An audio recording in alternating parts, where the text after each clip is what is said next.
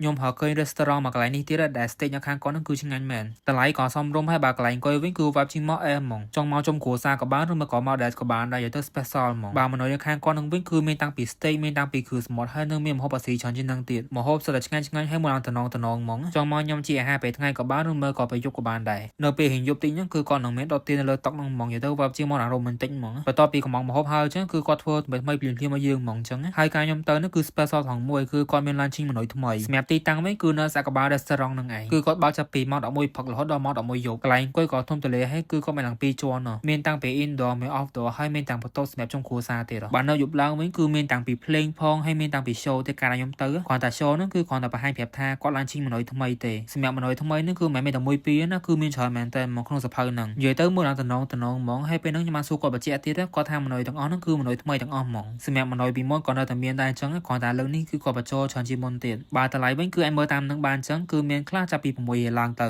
មានតាំងពីគ្រឿងសមុទ្រមានតាំងពី steak ខ្ញុំបង្ហាញហ្នឹងគឺនៅមានច្រើនជាងហ្នឹងទៀតទៅដល់នោះខ្ញុំក៏បានកំងបានមកដែរអញ្ចឹងនិយាយទៅ special ជាងគេហ្មងគឺ steak នៅខាងគាត់នេះនិយាយទៅរសជាតិគឺឆ្ងាញ់មែនពេលដែលខាំទៅគឺនៅមានជាតិហឹរអត់ស្វិតទេបើមួយនេះវិញគឺជា bacon ជាមួយ ផ្លែប៊ឺរសជាតិក៏ឆ្ងាញ់ដែរជូរអែមបើបន្តមកទេគឺជាគ្រឿងសមុទ្រអាចជាមួយនឹង cheese អញ្ចឹងនៅមានច្រើនជាងហ្នឹងទៀតនិយាយទៅខ្ញុំចាំឈ្មោះទេបើរសជាតិវិញគឺឆ្ងាញ់មែនខ្ញុំ recommend មកកន្លែងហ្នឹងហ្មងបើសិនជាយប់ឡើងពងទៅហើកន្លែងញ៉ាំអីជុំគ្នាអញ្ចឹង